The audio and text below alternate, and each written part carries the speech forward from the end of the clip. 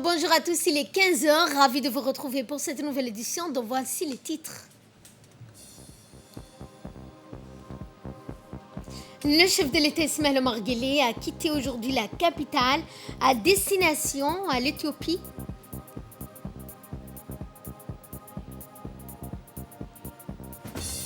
Et le premier vaccin ARN Messenger africain est en phase de test. C'est le premier vaccin africain pour lutter contre la Covid-19.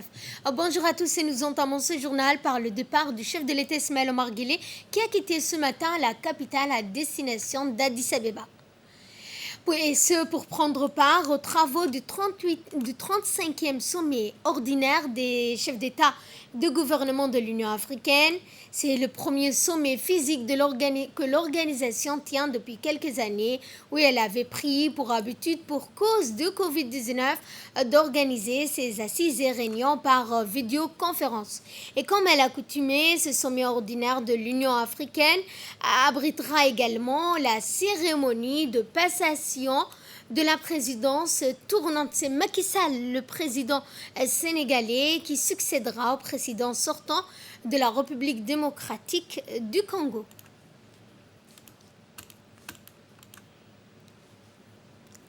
Dans le reste de l'actualité, ce dépôt, notamment pour l'élection du 11 mars 2022, le président de l'UMP a déposé ce matin le dossier de candidature pour les élections communales du 11 mars prochain. C'est clôturé aujourd'hui conformément à la législation en vigueur. À cet effet, les candidatures présentées ont également été enregistrées suivant les conditions prévues par la législation en vigueur. Par ailleurs, le président de l'UMP a présenté 3 listes pour la ville de Djibouti, à savoir la commune de Razdika, de Blaus et de Belbela. Pour les 3 communes de la ville de Djibouti a été clôturée en date du samedi 5 février 2021. À cet effet, les candidatures présentées ont été enregistrées suivant les conditions prévues par la législation en vigueur. Par ailleurs, le président du INP a présenté 3 listes pour la ville de Djibouti, à savoir les communes de Razdika, commune de Blaus et commune de Belbela. Et lors du dépôt notamment des listes présentées à la préfecture, le Premier ministre Abdelkader Kamel Mohamed a donc dit quelques mots suivant un extrait de son intervention. Je viens donc, comme la loi le prévoit, le dépôt de la liste, ou des listes UMP dans les 3 communes de Djibouti, à savoir Razdika, Boulaous et Belbela. J'ai remis ça dans les mains du préfet de Djibouti, qui m'a remis donc un récépissé provisoire, parce que le temps que le dossier soit étudié par ses services. Voilà en quelque sorte notre présence ce matin ici. Direction au Bakou, le Premier ministre et la délégation qui l'accompagne, ainsi que les autorités régionales, ont conjointement rencontré les notables ainsi que la société civile. Et ce, pour donner le temps, le Premier ministre a pris la parole en premier en expliquant l'objectif de la tournée. Nous sommes, a-t-il dit aujourd'hui à Hayou, pour faire un état des lieux sur l'effectivité de la décentralisation des services publics de l'État. Il a rappelé aux notables de travailler avec l'État pour le développement socio-économique de la région. Plusieurs sujets étaient également à l'ordre du jour. Parmi les sujets soulevés, le non-transfert de compétences dû à un manque de différents services, la délégation a assuré devoir agir dans les plus brefs délais pour remédier aux problèmes soulevés.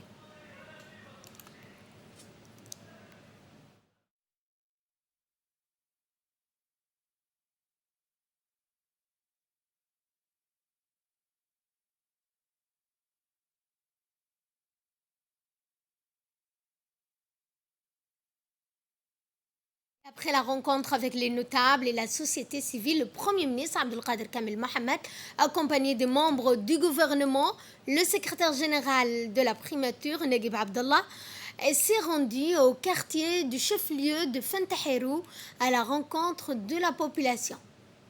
Après un accueil grandiose, la délégation a rencontré la population de Fentahirou sous l'arbre du palabre. Les habitants de Fentahirou ont également profité de cette rencontre pour exprimer leurs doléances et partager avec la délégation les difficultés qu'ils rencontrent dans leur quotidien ainsi que leurs attentes. À la fin de la rencontre, des kits scolaires ont été remis à la population de Fentahirou.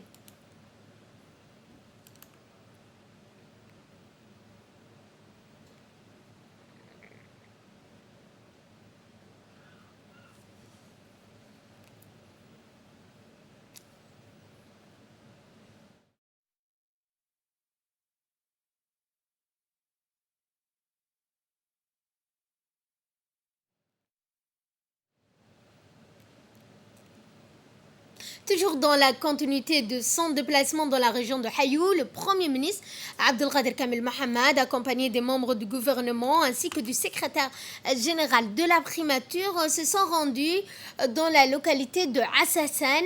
À leur arrivée, ils ont été accueillis en grande pompe par la population de cette contrée.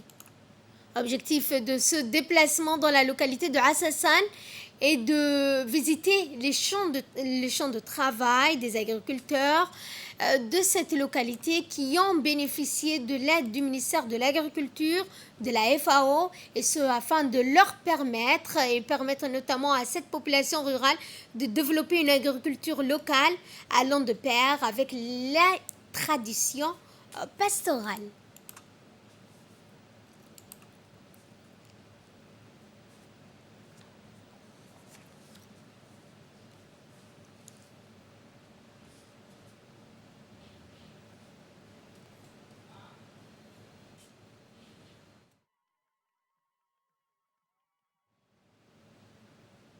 Ensuite, cette même délégation, conduite par le Premier ministre Abdelkader Kamel Mohamed, s'est rendue au périmètre agropastoral de Assassan.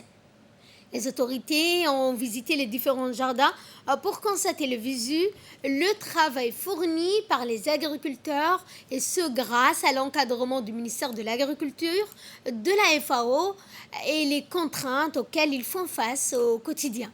Le Premier ministre a donné une instruction au ministre de l'Agriculture, M. Mohamed Ahmed Awale, aux représentants de la FAO à Djibouti, d'accompagner les agriculteurs de Assassan et de Soubali pour qu'ils améliorent leur productivité.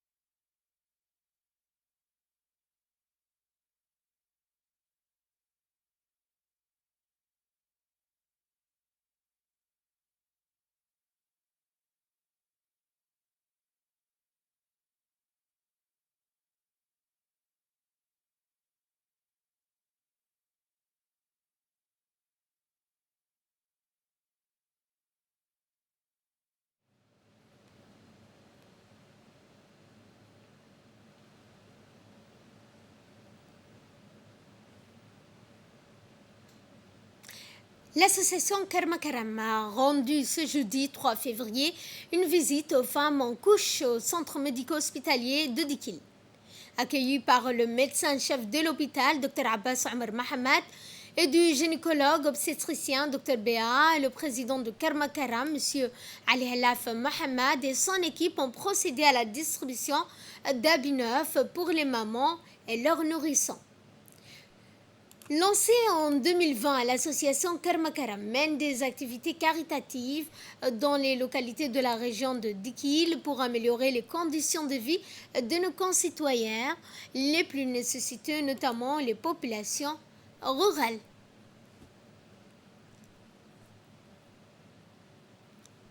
Du CMH de Dikil à la maternité, nous remercions l'association Karmal qui a initié d'appuyer l'État pour sauver les femmes. L'État fait beaucoup de choses pour les gens ici. L'association Karmal qui a compris qu'il y a des femmes qui quittent les localités et qui ont des difficultés. Donc nous avons vu, l'association a bien vu d'appuyer ces femmes-là. Ils ont donné des kits pour qu'on puisse les aider pour prendre en charge les nouveau-nés et les femmes qui ont des difficultés. Donc nous remercions l'association Karmal pour cela. C'est ce qu'on veut. Tout le monde ne peut pas avoir les moyens. Ceux qui ont des difficultés, s'il y a des bonnes volontés qui viennent les appuyer, vraiment nous ne pouvons que remercier ces idées. Donc nous demandons à tout le monde de faire comme l'association Karmal, d'appuyer les pauvres qui n'ont pas les moyens pour qu'on puisse sauver les femmes et les nouveau-nés. Donc je remercie beaucoup tout le monde et les efforts des uns et des autres. Et à Tadjoura, une délégation du MENFOP composée des conseillers techniques du ministère de l'Éducation nationale, de la formation professionnelle, des représentants de l'inspection de la région de Tadjoura ont mené depuis plusieurs jours des visites d'évaluation des chefs d'établissement scolaires. Ces évaluations s'inscrivent dans le cadre du projet transformateur du MENFOP visant à améliorer la qualité d'apprentissage à travers une meilleure gestion administrative, un leadership pédagogique des écoles. Durant ces visites, cette délégation a pu mesurer et évaluer les différents degrés d'implication, d'engagement des chefs d'établissement dans les fonctionnements de leur direction, dans tous les aspects, en allant de l'aspect pédagogique, administratif et relationnel. À l'issue de ces évaluations, la délégation a rencontré également le président du conseil régional, le préfet de la région, pour leur donner un compte rendu et discuter de la pertinence de ces évaluations. Je vous le disais dans les titres, le premier vaccin africain Covid-19, le premier vaccin ARN Messenger africain, est en phase de test. Une société de biotechnologie sud-africaine a annoncé jeudi avoir fabriqué le premier vaccin ARN Messenger du Centre pour lutter contre la Covid-19 sur le continent africain, et ce à l'aide de séquences de Moderna qu'il serait prêt pour les essais cliniques en novembre. La société, notamment basée au Cap, en Afrique du Sud, est dirigée par le projet pilote soutenu par l'Organisation mondiale de la santé, l'OMS et l'initiative COVAX. Les tests sur les animaux commenceront le mois prochain, mais les études sur les humains ne débuteront que vers novembre 2022. C'est tout pour ce journal de 15h. Merci à vous de l'avoir suivi. Excellent week-end à toutes et à tous.